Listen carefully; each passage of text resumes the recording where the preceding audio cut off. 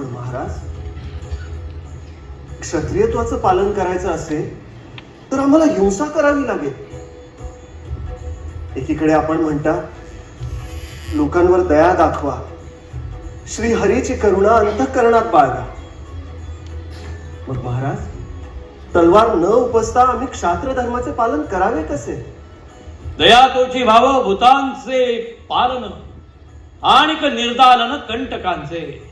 शिवराजे, प्रजेचं संरक्षण करताना, पालन करताना सर्वस्व झोकून देऊन करावं, सर्वस्वाचा त्याग करावा. पण त्याच वेळी जो आपल्या प्रजेला नाडतो, पीडा देतो, कष्ट देतो, दुःख देतो, अशा दुष्टांचं निर्दालन करताना कोणताही मुलाहिदा न ठेवता त्यांचा समूळ नायनाट करावा, तरच परम क्षत्रियास प्राप्त व्हा.